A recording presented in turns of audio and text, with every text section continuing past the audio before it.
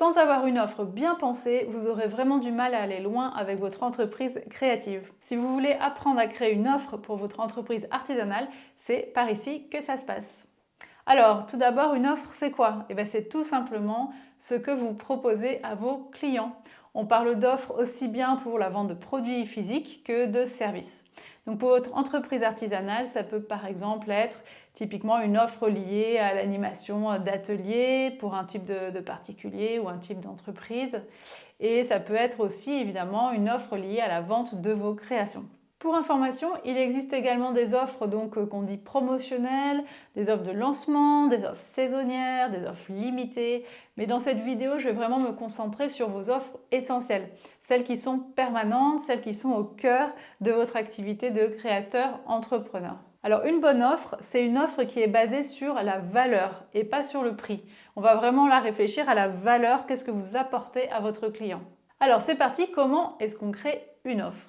Voyons voir la méthode. La création de votre offre se passe en 7 étapes. Étape 1, j'interviewe mes clients. Donc cette première étape est vraiment indispensable. Elle est aussi très souvent sous-estimée par les créateurs qui préfèrent en général, vous préférez y aller à l'instinct, assez rapidement, lancer une offre qui vous semble logique, évidente. Mais il faut vraiment prendre le temps de rencontrer vos futurs clients. Donc le principe est simple de cette étape. L'idée, c'est de réunir une liste de 15 à 20 personnes qui sont déjà vos clients ou qui pourraient l'être. L'idée ici, c'est vraiment de trouver des profils qui correspondent le plus proche possible de votre client idéal. Donc ça peut être par exemple en termes d'âge, de milieu socio-professionnel, de localisation ou de vie de famille. Donc le profil de ces personnes dépend du produit évidemment que vous vendez. Si par exemple vous vendez un doudou pour enfants, il va falloir plutôt parler aux jeunes parents, à leur entourage. Donc vous planifiez ensuite des entretiens individuels avec chaque personne de cette liste, donc de cette liste de 15-20 personnes, et vous créez un guide d'entretien avec vos 4 à 5 questions maximales. Pas la peine d'en avoir vraiment beaucoup, l'idée c'est d'avoir vos questions vraiment importantes. Donc vous menez vos entretiens, il faut savoir vraiment l'idée c'est que chaque entretien c'est vraiment un vrai interview. On prend des notes, on part vraiment à la rencontre de l'autre. Donc si vous le faites sur un coin de table comme ça va être vraiment moins utile, vous allez extraire vraiment moins d'informations. Donc le but c'est vraiment que cette personne vous partage en fait ses rêves, ses difficultés, ses opinions. L'idée, vraiment pas de censure, beaucoup d'écoute de votre part et puis pensez à prendre des notes, c'est vraiment essentiel. Donc cette étape, elle est primordiale, mais elle prend évidemment du temps parce que mener toutes ces interviews, ça prend du temps et comptez environ 30 minutes à 1 heure par interview. Par contre, l'information que vous allez obtenir est ultra riche et ça va vous servir pendant longtemps. Étape 2, identifier l'issue rêvée par votre client. Donc à partir de tous ces entretiens, vous allez essayer d'identifier quel est finalement le résultat idéal pour votre client par rapport évidemment à ce que vous proposez à votre activité.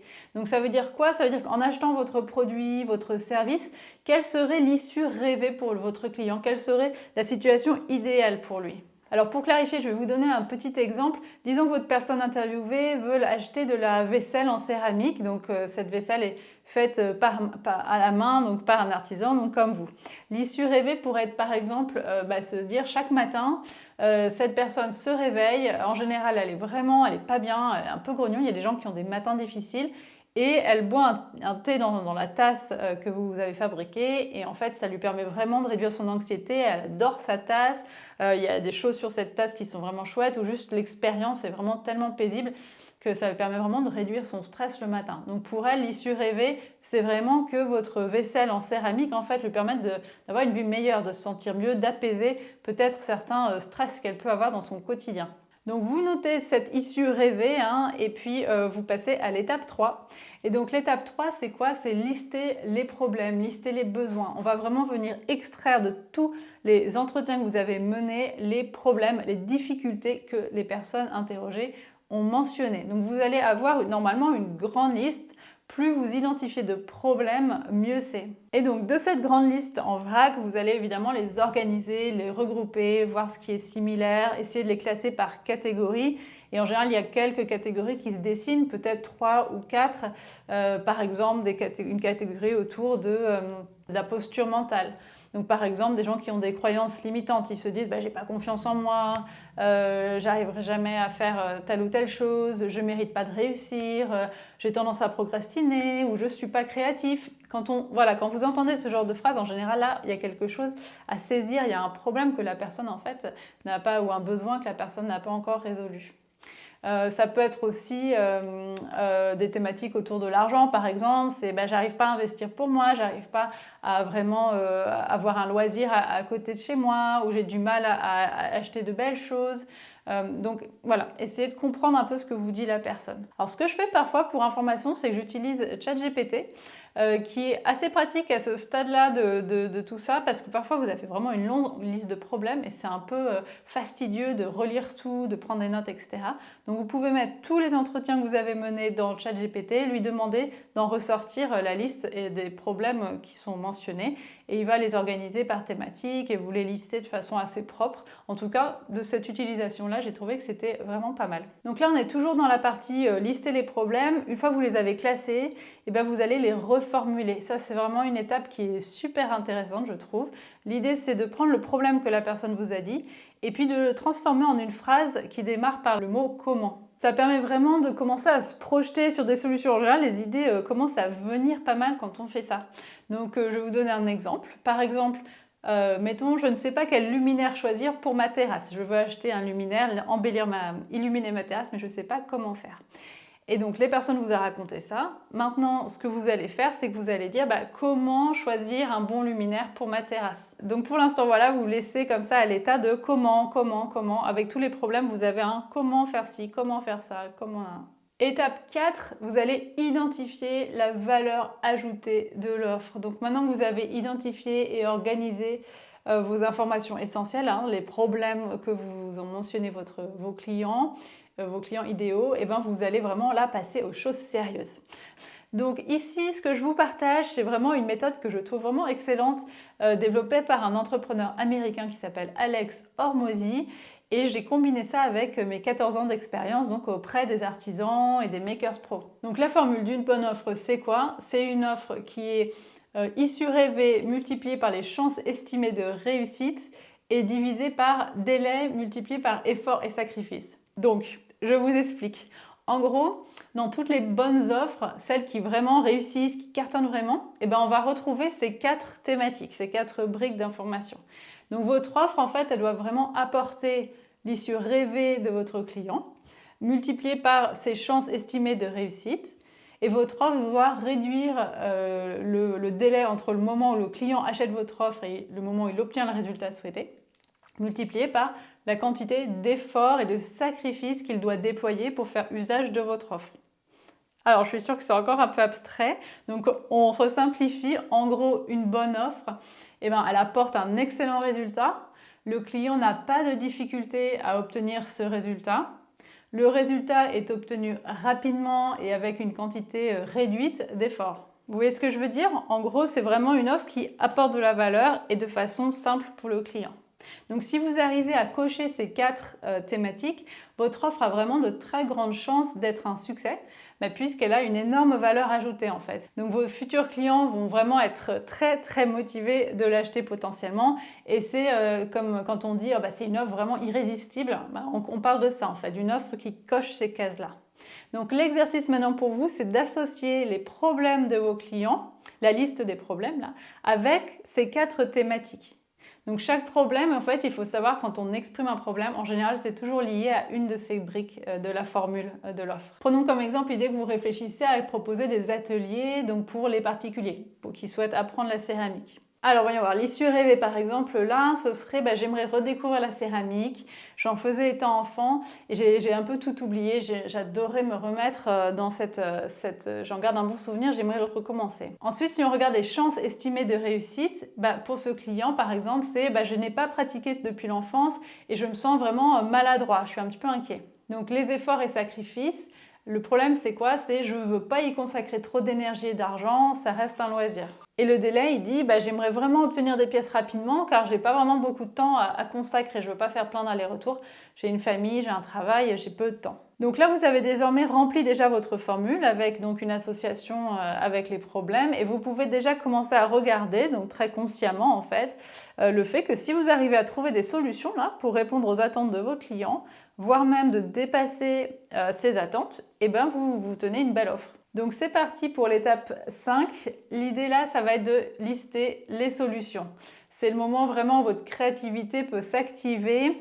En fait, l'idée, c'est qu'en face de chaque problème, qui donc commence par comment, et vous proposez plusieurs solutions, le plus de solutions qui vous viennent. Le but ici, c'est vraiment de ne pas se mettre de limitation, c'est de se lâcher au maximum. Alors moi, mon constat, c'est que tout ça, ça se fait pas en une heure, comme ça, en étant assis, etc. Et ça prend souvent plusieurs jours, on a des idées à différents moments, etc. Donc c'est normal si c'est un petit peu long comme processus. Et en même temps, c'est vraiment des réflexions essentielles qui vont vous servir pour des mois à venir. Donc prenons l'exemple, comment choisir le bon luminaire pour ma terrasse. Et on va avoir un petit peu des exemples de solutions. Donc par exemple, je propose un guide pour choisir son luminaire de terrasse prêt à télécharger sur mon site. Je crée un configurateur avec des fonctionnalités possibles qui amènent à pouvoir configurer mon luminaire ou des luminaires affiliés par exemple. J'interviewe des clients qui partagent donc comment ils ont choisi leur luminaire et je partage ces contenus quand on veut acheter mon luminaire.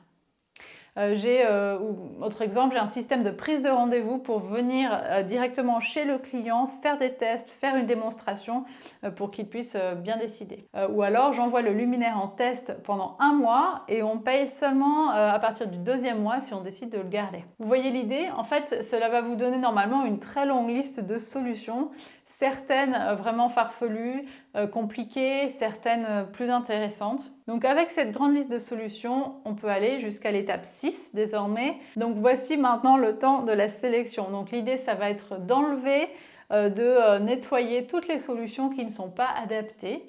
Donc en général, c'est celles qui sont peu chères avec peu de valeur ajoutée, trop faciles, trop basiques. Et celles qui coûtent vraiment trop cher, qui seront trop compliquées par rapport à peut-être pas assez de valeur ajoutée. En gros, vous gardez seulement celles qui sont peu chères avec une grosse valeur ajoutée. Et puis, vous pouvez garder quelques-unes qui sont chères à développer, mais qui par contre apportent une très grosse valeur ajoutée. J'espère que c'est clair pour vous. On arrive ensuite à l'étape 7. Donc l'idée, ça va être vraiment ce temps d'assemblage. On va rassembler les solutions pour faire un lot qui répond vraiment parfaitement à l'issue rêvée. Donc dans l'exemple là d'illuminer sa terrasse, l'offre qui pourrait être mise en place, c'est par exemple, je propose un rendez-vous en visio pour partager les conseils d'illumination de la terrasse pour le client. Je propose un guide court à télécharger pour choisir son bon luminaire. Il y a aussi des exemples concrets en vidéo de clients qui utilisent le luminaire sur leur terrasse.